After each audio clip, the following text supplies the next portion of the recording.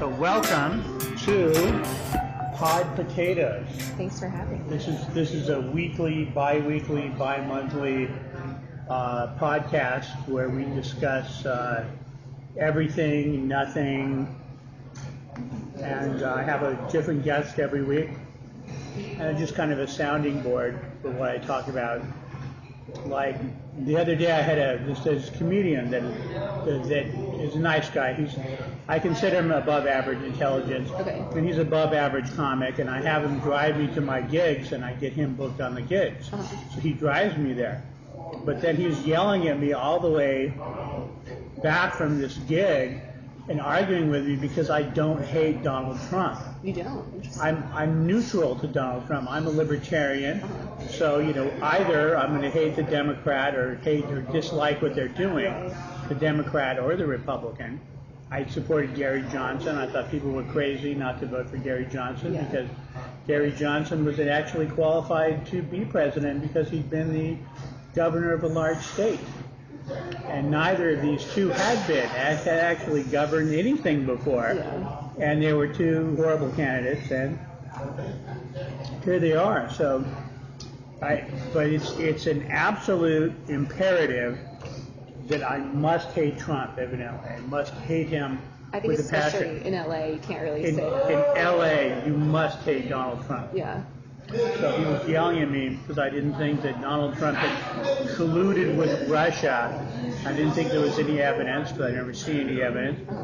If they have put some forward, then they need to do so because it looks like Trump's getting ready to fire the special prosecutor anyway, and just pardon Flynn. Do you, what's a good way to ask? Do you think he's the worst president we've ever had? No. Who do you think is the worst? I would go the worst would be the war spending. Who spent the most on war? Okay. So I'd say the worst president was Obama. He spent the most on war, more than anyone has ever spent in the history of the world. Yeah. And then the best would be Clinton.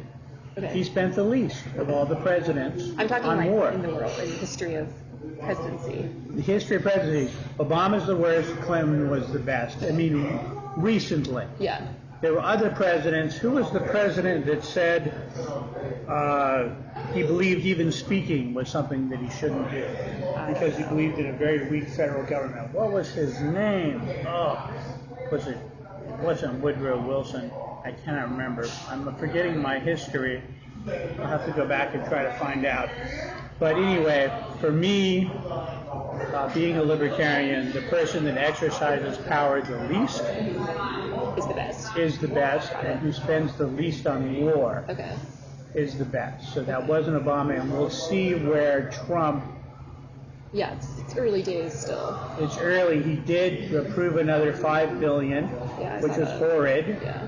But we'll see if he's always been very much against it. Yeah. And or said he is. So we will see what he does. We will see. The jury's out. Have you heard any what's your thought on comics doing Trump jokes? Have you heard any good ones? I haven't heard any good ones, and I'm so tired of all I hate Trump, Trump sucks, Trump's a racist, blah blah blah blah blah.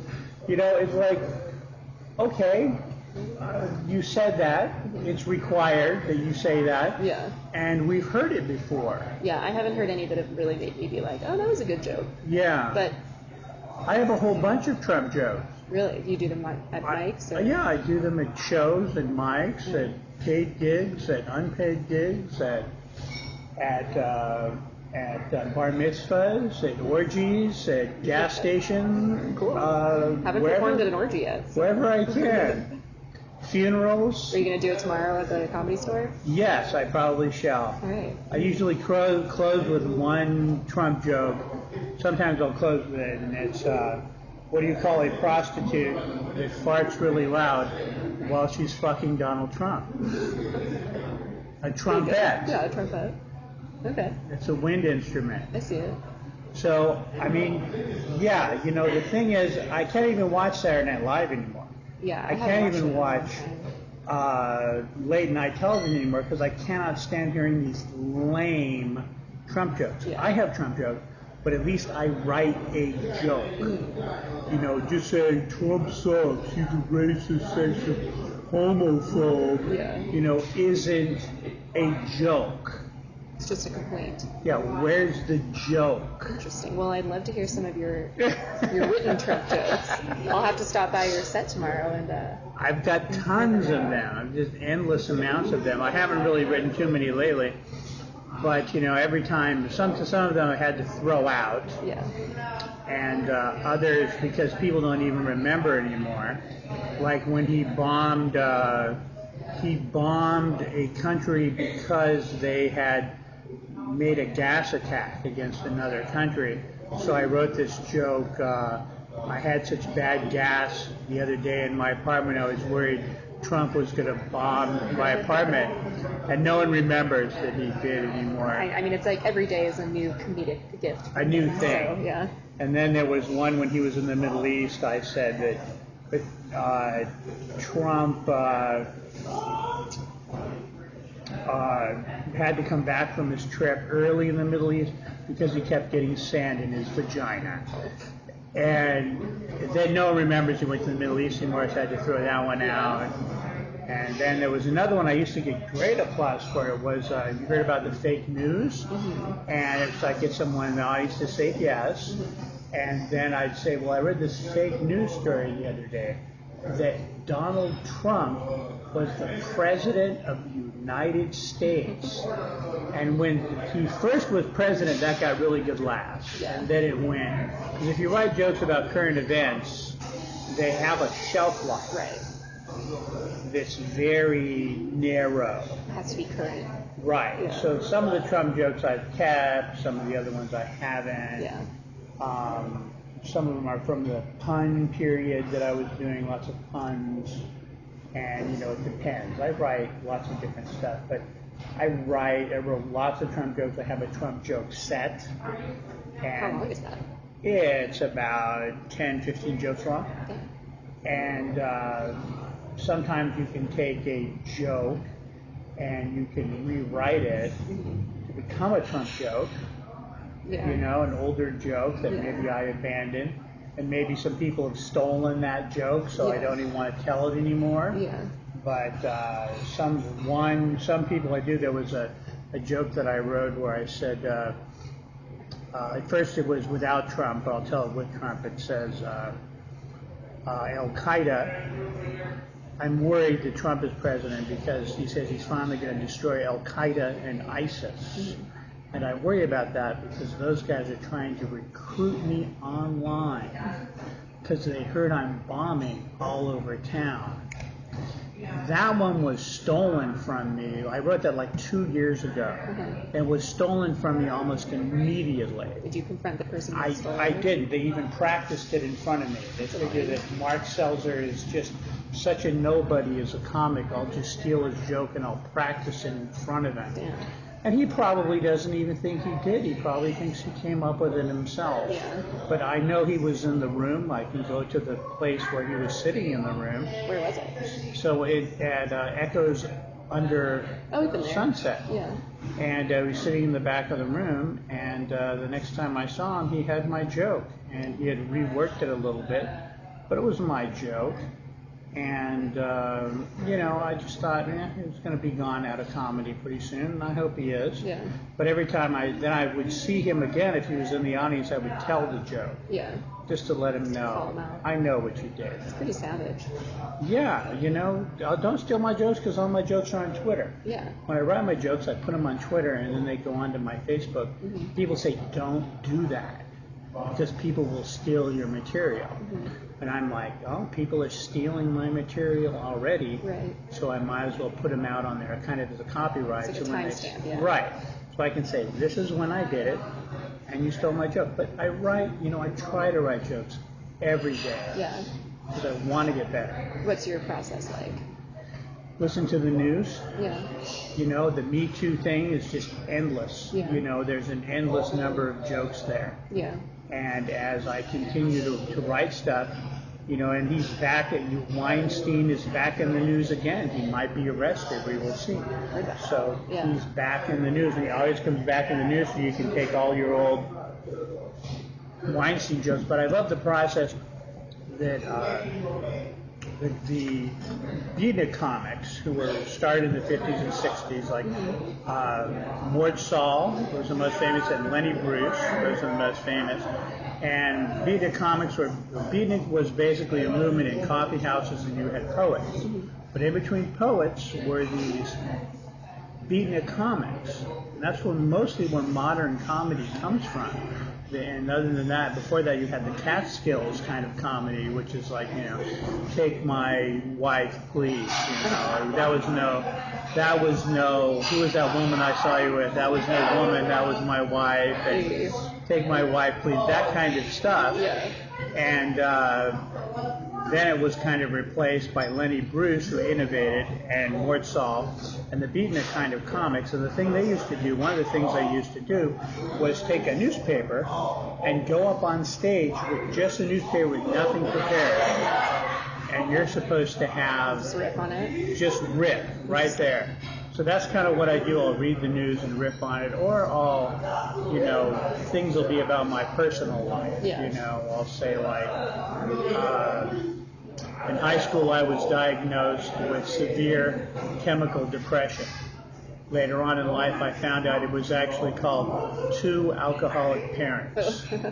So, I just write about my life and my family, which is endless. I will never run out of stuff. I had a bisexual, alcoholic, drug addict nurse mother who took home drugs from the hospital that used to be just lying around as samples in the 1960s and 70s. Now they've cleaned it up, but it used to be just in the drawers where all these samples sent by drug companies. She could take them home. She also had nurses and just had doctors that she was, I believe, various relationships with to take home to get them to prescribe her drugs, mostly painkillers. Was it for herself or did she sell it? For her back. No, for her back. Painkillers. Or for herself. She was a drug addict, alcoholic. And my father was an alcoholic who grew up in Germany during World War II. His mom smuggled him out of Germany, so he became a refugee in Czechoslovakia until they got to the United States. Then my brother is transitioning into a woman, and I have an evangelist sister who lives in Texas who has a church in her backyard. No way. So there is no way I'm ever... You had to do comedy. I had to do comedy. You were not raised to do anything else. There's no way I'll ever run out of material with my family. And then myself, just dealing with being in treatment for having 2 alcoholic parents. It was going to always be writing stuff. Yeah, I mean, that's like... What about you? Like my family or... What's your name, first of all? Veronica. Veronica what? Veronica K. Uh-huh. I don't know. I'm a child, I'm the first person in my family. Kowalski? I just go by K. Just go by K? Yeah. First person in my family born here, which is kind of fun. Uh-huh. My mom is from England, and my dad is from Argentina, so I have a little funny background. Both my parents have very thick accents. Uh-huh. So they just give me endless material. I think my dad wishes he was in comedy. He's always giving me ideas, which is cool. And doing it for like a year. It's been fun. It's been exhausting, but it's going well. I really like it. And I mean, same with what you said. There's a lot to write about with like family and myself, and I like to read the news too. I wrote a joke about the kids that were being like held captive by their parents. I don't know if you read about that. Like, fucked up. Right. But fascinating. That was so heartbreaking.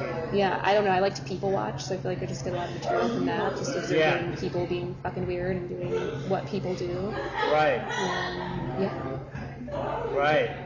It's amazing to me, people watching. It's amazing to me how when you complain to someone about how shitty they're being to you, that they just decide to be more shitty to you rather than stop being shitty to you. Yeah, I would say I dislike most people. A good 95% of them are horrible. I'm trying to get rid of most of the people. I got rid of most of the people in my life recently. I also have a few friends around there that I know that love me, but there's a lot of people I've had to get rid of in my life. It was bad. In fact, recently I had to clean house with like most of the people, just get rid of them. and slowly but surely I'm attracting better people in my life. I mean, I don't think there's any shame in that. Just life's too short to be around people that you don't like and that right. building you up, and cut them off. That's how I feel.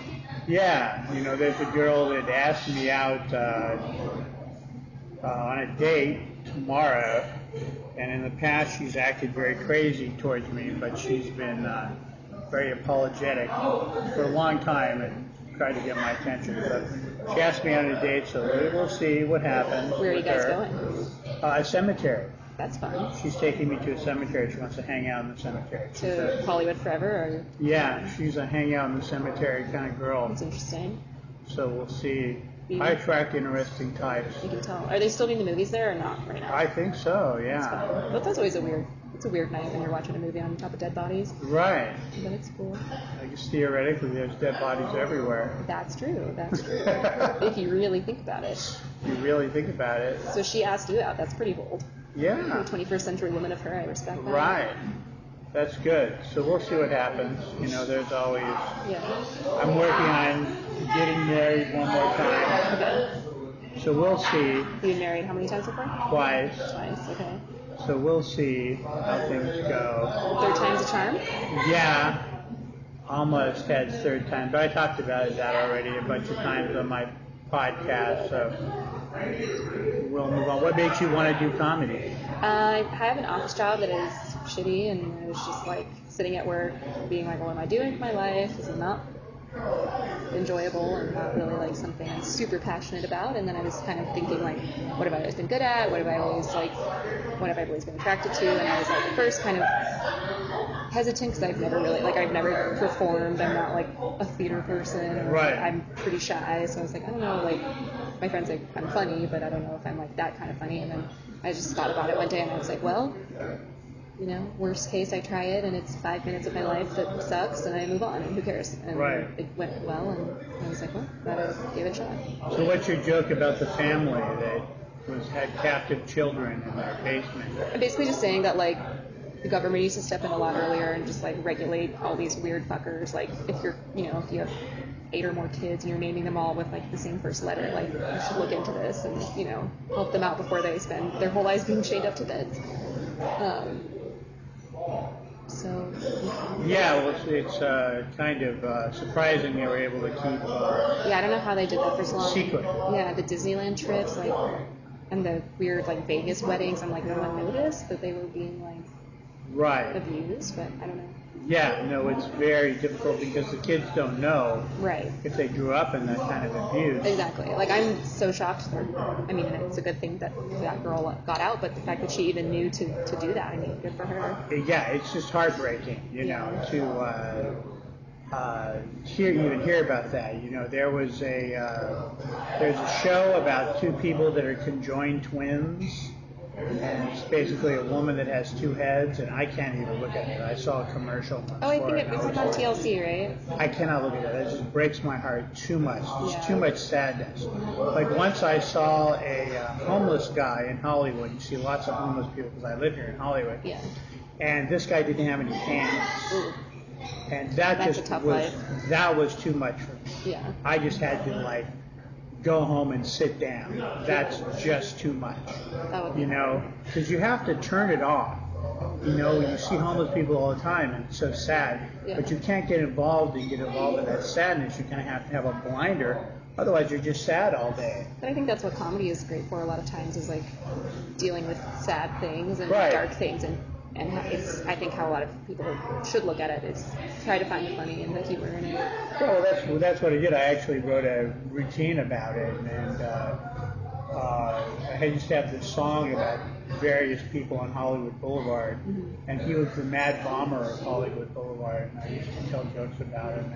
And sometimes the police would come and try to arrest him. How'd they keep the cuffs on? Handcuffs on him, and they'd fall off. And they would really try to put the handcuffs on his stumps, and they would just fall off. And anyway, I did various things about him. Yeah. How does he masturbate and things like that? He doesn't.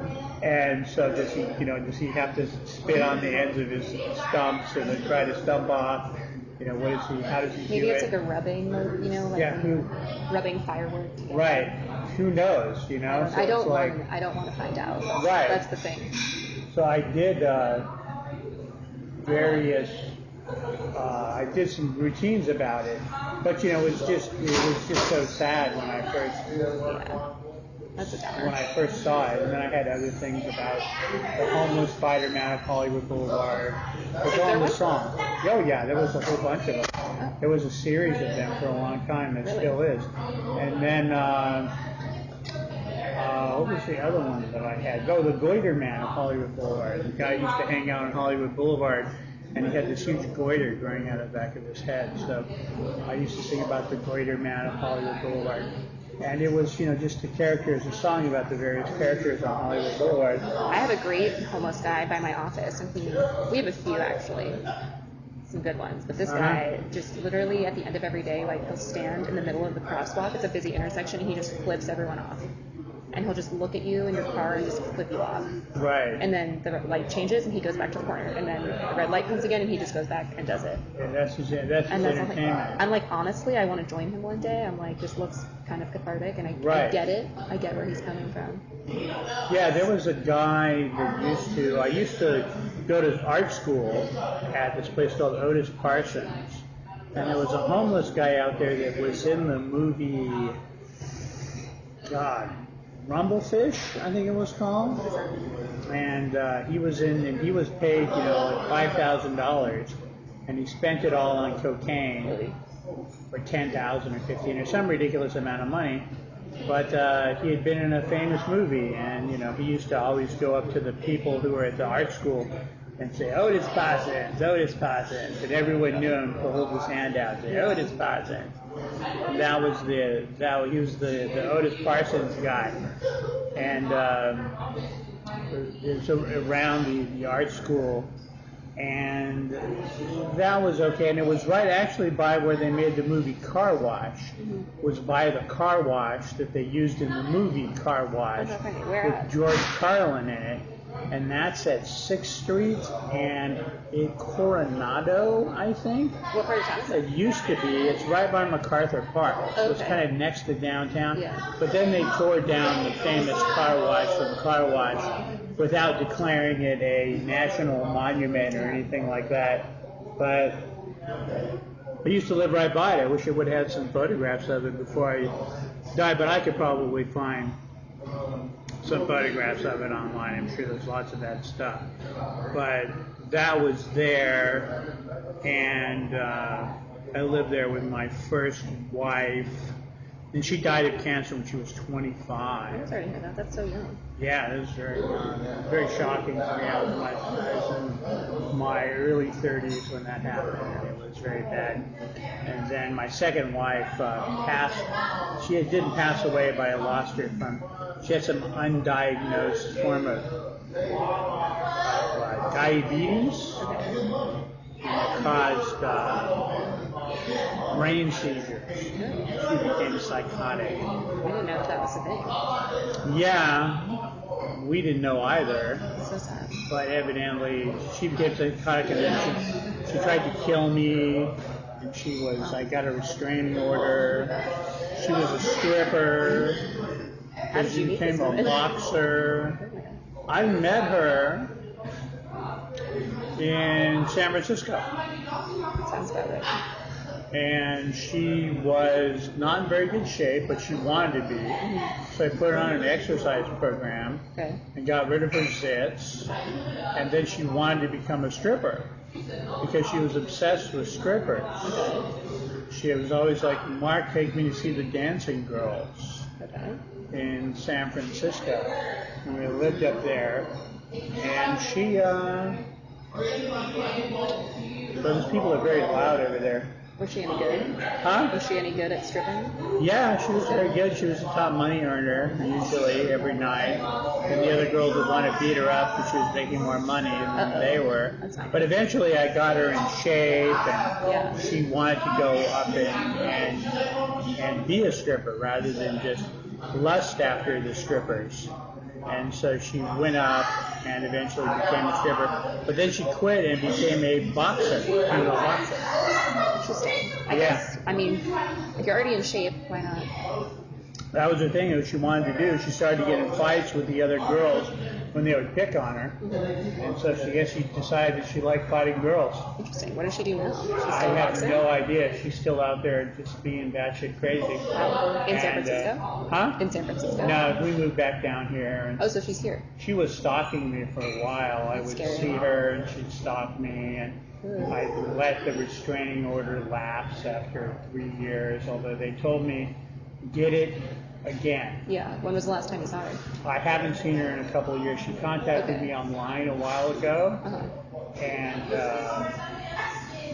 I make sure she doesn't see my Facebook page. I scan for her from time to time and make sure she can't find me there. Luckily, she doesn't really know how to use the internet. That's good.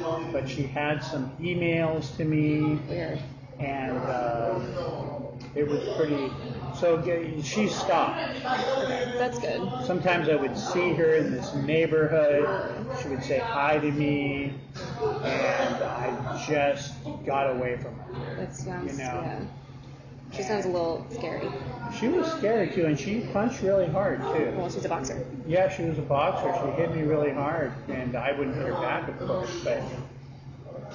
It was just, it was bad news. I mean, you just think you can love someone until they get fixed in their brain. But love doesn't work to fix mental illnesses. But it's still something that I tried. Yeah. Still sad, too. It's just very sad. But maybe this woman tomorrow is... Maybe, we will see. You never know. Mm-hmm. Stranger things have happened. Yes, she is a strange one. But...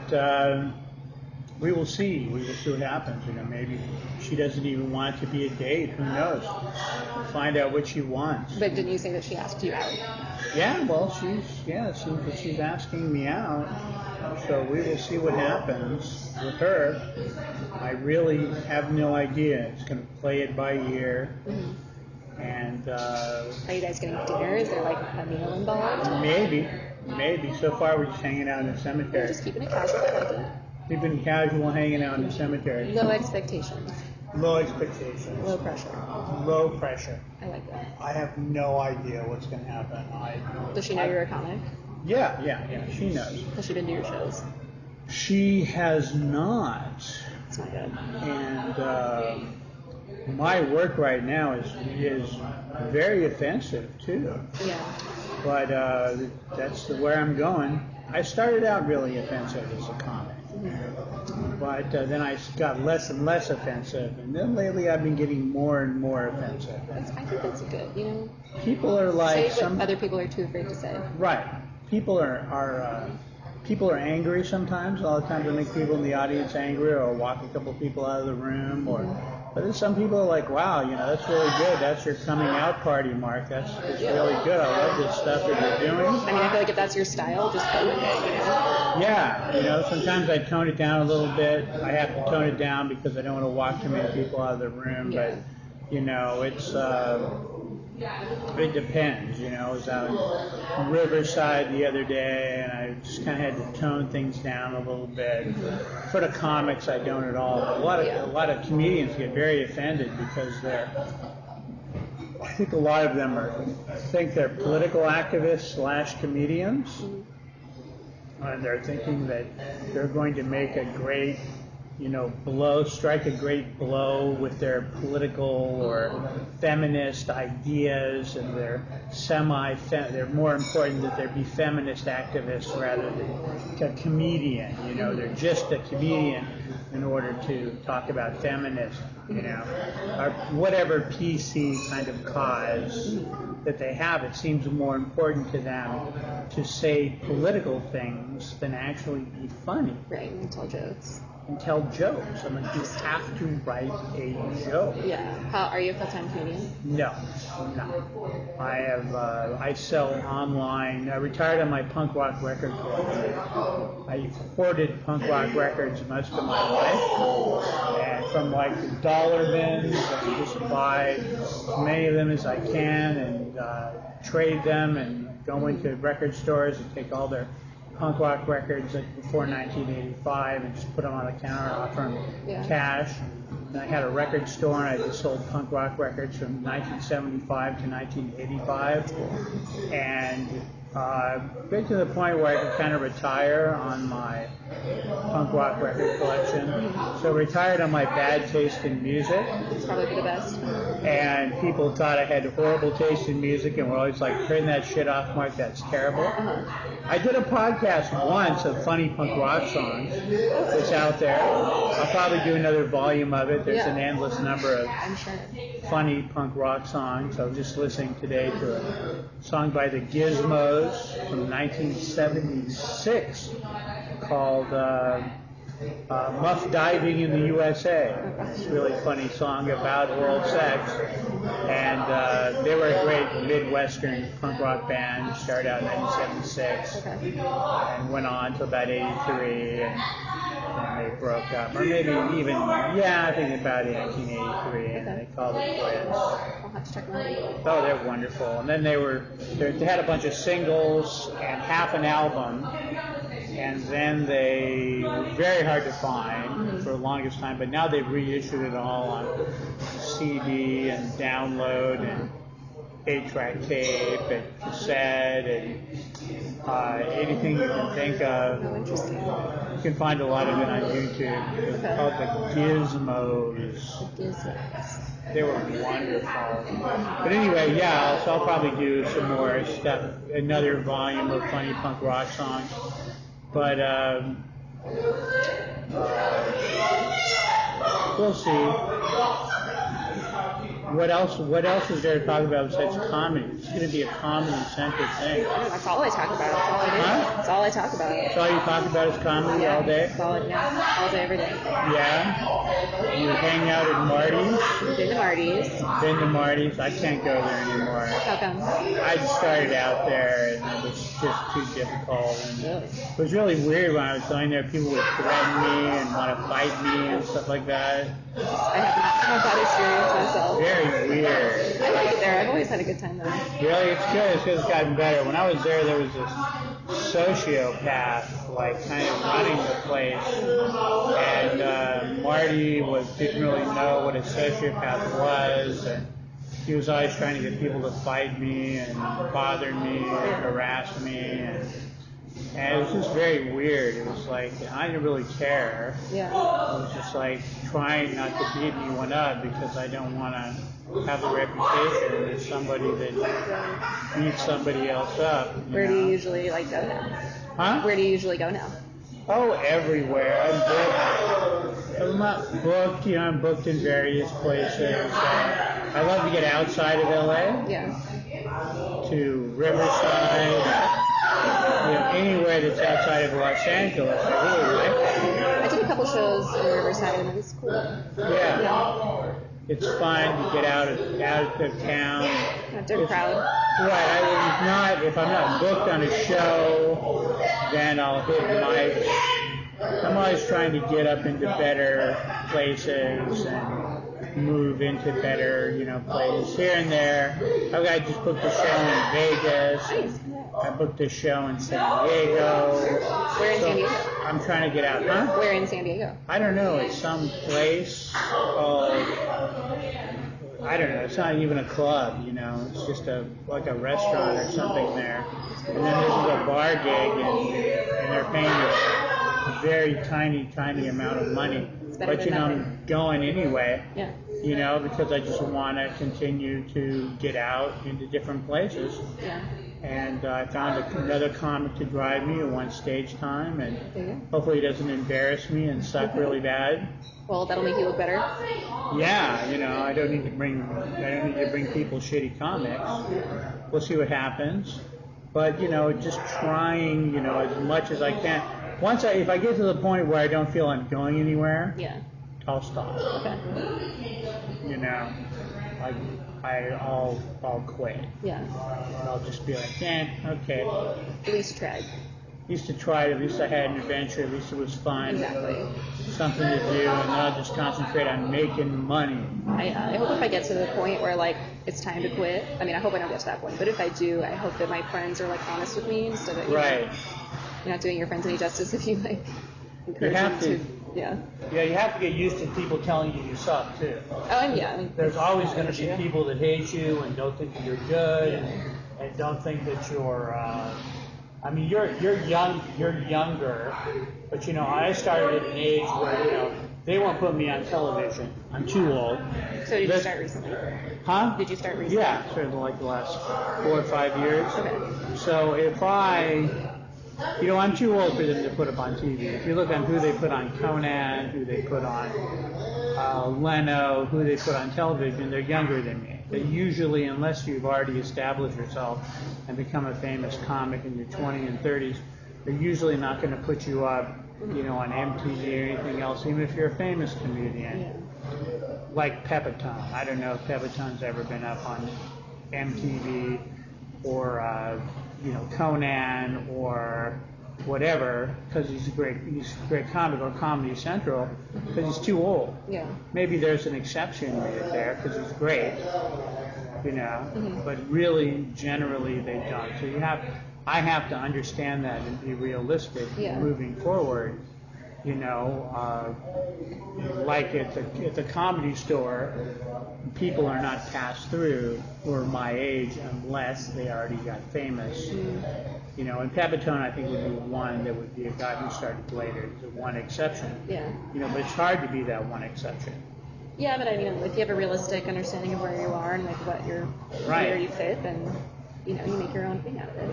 TV, probably not going to be my thing. Maybe you get some acting role maybe in there somewhere, and then hopefully that'll open doors for you. But you have to, no matter what, you have to move forward. But I see people. So I've seen so many people like yourself disappear from comedy. They're gone. Yeah. And some of the good ones have stopped. Some of the best ones have stopped. It's a shame. I wonder why. That's too bad. It's just too hard. Yeah. And a lot of the people that are really mediocre, who just kind of rework material from Comedy Central, are in there doing well, And some of the craziest people, just the really batshit crazy people that have severe mental illnesses are there. I mean, I'm not a psychiatrist, but psychiatrists write things about how you can tell if you're dealing with a sociopath or a narcissist. And a lot of times I tell I'm dealing with a sociopath or a narcissist. You can a lot of times tell by their comedy. That's fair, yeah. I can tell by their comedy. In fact, the other day I was, Sorry. Yeah, I was at a mic the other day. The two female comics that I've gone out with are narcissists. And then there was, just the other day, there was this female comic, and she was going up. I'm like, oh my God, another narcissist. I didn't test her. Now I know how to test people to see if they are narcissists or not. And but when I'm on a date, in fact, I'll be testing this girl when I'm on a date with her to see if she is. Because I have been attacked by a series of them, but I already went into that in a podcast before. But you can, the world of comedy, you're dealing with a lot of people that have a lot of serious mental illnesses. Some of them, the most insane of them, will be the people that will stick around because they've got nowhere else to go. If you don't make it in comedy, you may go out and have kids, get married, have children, But a lot of people that are completely batshit crazy, they've got nowhere to go. Yeah. Except for the open mics. Except for the open mic. It's an interesting world for sure, but I'm glad that it exists. I'm glad I can be part of it. Yeah. It's here. Yeah. And there are places to go, and there's more ways in now than there was before. Yeah. Netflix now has specials. It used to be the only place was Carson. Yeah. That was it. Yeah, it's interesting to see how Netflix has changed things and how it will continue changing. Also YouTube, Bo Burnham and Reggie Watts. Yeah. and musical comedians have made it because of YouTube. And maybe there's some other, Kevin Hart made it because of YouTube originally. And he's in the mainstream now. But I just wonder like, what comes next. what comes next? There's more ways out there. So what is the issue that you like the most? That you're into the most? Like to talk about? Yeah. I feel like I just talk a lot about like work and just like working. Working? Yeah. What's kind of that general like office grind. And, right. Yeah, I feel like that's like mostly. I get a lot of comedy out of that because it's absurd. Have you heard the Maria Bamford stuff about working in an office?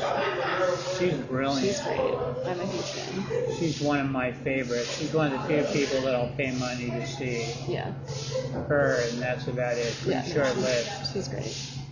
That and the musical comedy guy that I forget his name, I can't remember anymore. I don't know too many musical comedians. He also does cooking shows. Huh? I have to go soon. Alright. Sorry. Let me see what time. Let me see what we're doing here. We've been at this for 41 minutes. So where can people find you online if they want to find you? Instagram, mostly. Instagram? Veronica K Comedy. Yeah. Veronica K Comedy. Twitter? I have a Twitter. I don't use it a lot. Don't use it a lot? I'm not a good tweeter. You're not a good tweeter? No, I'm not a good tweeter. Okay. I'm more into, I like Instagram, yeah. Instagram, okay. Yeah. Veronica K Comedy on Instagram. And thanks for coming out. Thanks for having me. Pod Potatoes. This was fun, even despite the traffic it took me to get here. I'm glad I made it. Yeah, well, I just try to find someone that's a random comedian, or I try to find, like, I have once there's this comic. Wow, they're noisy over there. There's a comic that's also an undertaker. So I interviewed him just about being an undertaker. Send me the link to that one. I need to check that out. That's, you'll if you go to I'll send you a link to this and you can go there. Sounds fascinating. Man, they're noisy over there. All right, so I hope you can hear us all over those people over there making all that noise. Thanks a lot. This has been Pod Potatoes with Mark Selzer and Veronica K. Thanks for having me. Bye-bye.